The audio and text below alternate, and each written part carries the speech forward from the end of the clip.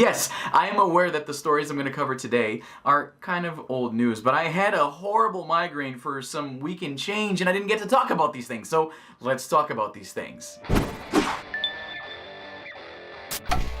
Sega is pulling a Nintendo/Sony and they're going to release their own little retro-inspired mini console. And yes, I realize that saying that they're mimicking Nintendo or worse even Sony is kind of unfair because Sega has had these plug-and-play retro systems in the market for quite a while. The difference is they were licensing their IP to hardware manufacturers, whereas this time, I don't know why whereas sounded so weird there. Let me try that again. Whereas this time, they have more direct involvement with actually making this thing. A fact that they're obviously very proud of because they're leaning into it when it comes to marketing this thing. This little mini Sega Genesis, or Mega Drive, as I knew it when I was a kid, is going to come out on September 19th of this year. In what I assume is now the standard way of doing these things, they announced 10 games that are coming out with the system when it launches. There's going to be 40 total games. So among some of those games that they announced, there's Comic Zone, Altered Beast, Sonic, Castlevania Bloodlines, Gunstar Heroes. This is how you put out a retro console. And not to knock Sony, I understand that due to licensing issues, they can't just put everything on the PlayStation Classic, which is still on store shelves, surprisingly. What the hell? But yeah, this is a retro console somebody can get excited about buying. Not me so much because I wasn't a Sega Genesis guy. I've mentioned this many times. I overlooked the Sega Genesis, and not because I hated it or anything like that. It's just I didn't have one growing up, and I played a lot of it at friends' house or at my cousin's house, but I just didn't develop the same emotional attachment to the Sega Genesis library as opposed to, say, the Super Nintendo. Those are great games, to be sure, and I do need to jump in to the Sega Genesis library, and kind of like what happened with the PS1 library. I also didn't have a PS1 growing up, and it wasn't until very recently that I started playing PS1 games, and I'm going through this massive back catalog of hidden gems. I mean, they were hidden gems for me. At some point, I'm going to get into the Sega Genesis library. When this thing drops in September, it's going to cost $80 US, so probably around 100 snowbucks here in Canada, I assume. That's usually how these things go. As you all know, retro consoles aren't exactly new. Nintendo didn't come up with it in 2016 when they put out the NES Classic, right? So it was really a matter of time before Sega wanted a more active role in bringing these things to market. If you're a Genesis fan, I imagine you're super psyched about this. It's a decent price, decent games, 2 controllers.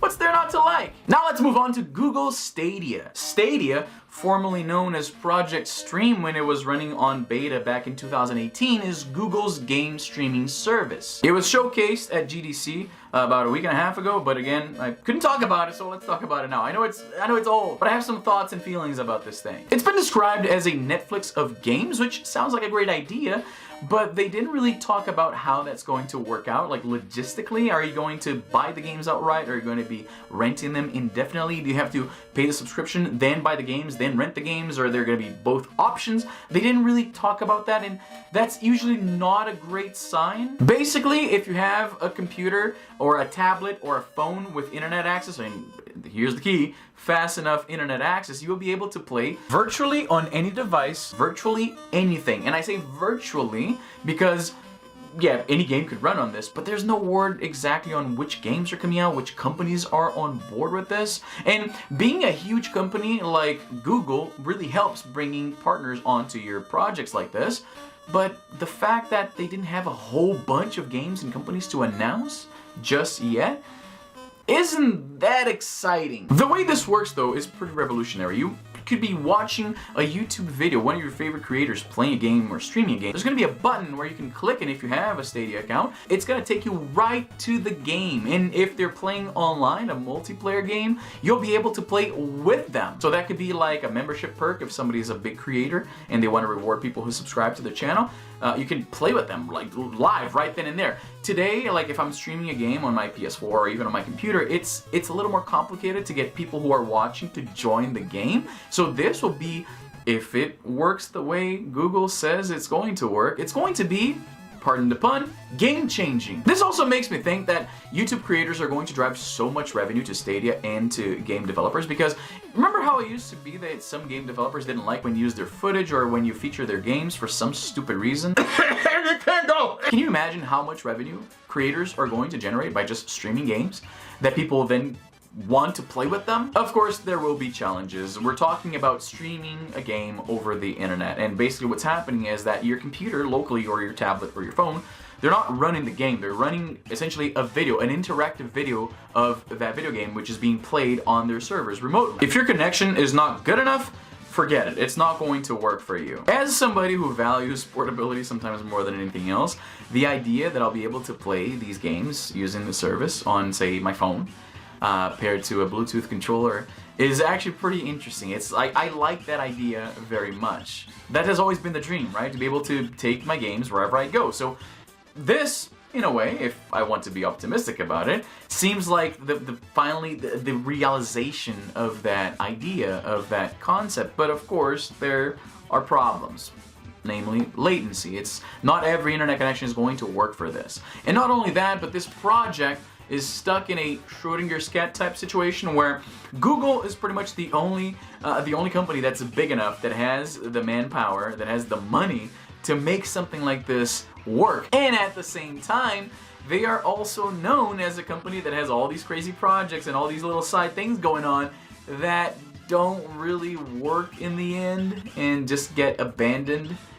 It's happened so many times before with Google products, which as a consumer, as a potential consumer, makes me wonder if I really want to put my money into this. Like, all these questions come to mind, right? The problem with ownership of these games, if they are describing this as a Netflix of games of sorts, and they haven't really talked about if you're going to buy or rent the games or what's going to happen, you could be putting money into something and getting nothing in the end if this thing gets shut down like 2 years down the road. We've seen this happen before with companies like OnLive, which offered a similar service. Obviously, this was years ago and the technology is much better. And again, this is Google, not some startup you never heard of. So yeah, it's safe to put a little bit more stock in what Google is capable of doing. But at the same time, what happens when this thing goes belly up? What about my games that I put so much money, potentially hundreds of dollars into, the subscription costs? In the end, though I am optimistic, I really want to try it out, in the end, it could be that Stadia is one of those things that it's a great idea on paper, but there's too many challenges to translate that to a practical product, to an actual product that you want to be able to use on a regular basis, as opposed to this little party trick of being able to go, hey, I'm running GTA 5 on my phone, which technically you can already do. PS4 Remote Play just came out on the iPhone, and there's also Streamlink or other Android apps like Moonlight. Those things allow you to play games like, say, GTA 5 on a tablet or on your phone. And you also have things like PS Now, which is sort of kind of the same thing, which I tried on my Vita and the experience wasn't that great. So again, I want to believe, I want to try this thing. I want it to actually succeed, but you know, cautiously optimistic is the phrase I would use here. I will say, I'm probably a little more than just cautiously optimistic about the Stadia, even though there's all these problems, all these pitfalls.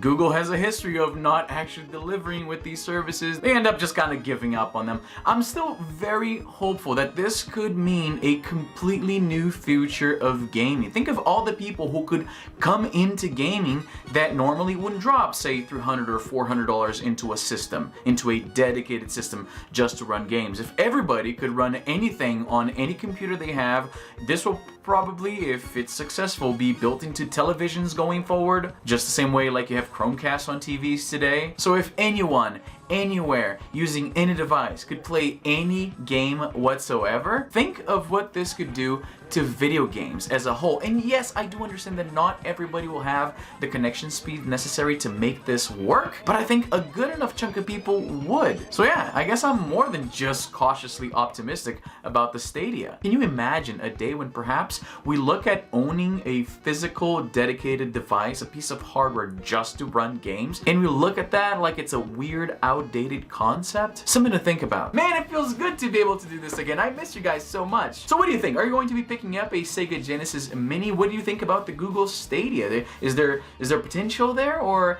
too many unknowns and too many times when game streaming has been attempted in the past that just didn't pan out that great? What do you think? I want to know what you think. Let me know in the comments down below. If you're new here, consider subscribing. Drop a like. This helps so much. We're almost so close to 100,000 subscribers. I'm so excited. Follow me on social media, both Instagram and Twitter. I'm very active over there, perhaps too active. And that's all the time I have for today. I'm Izzy, and I'm done.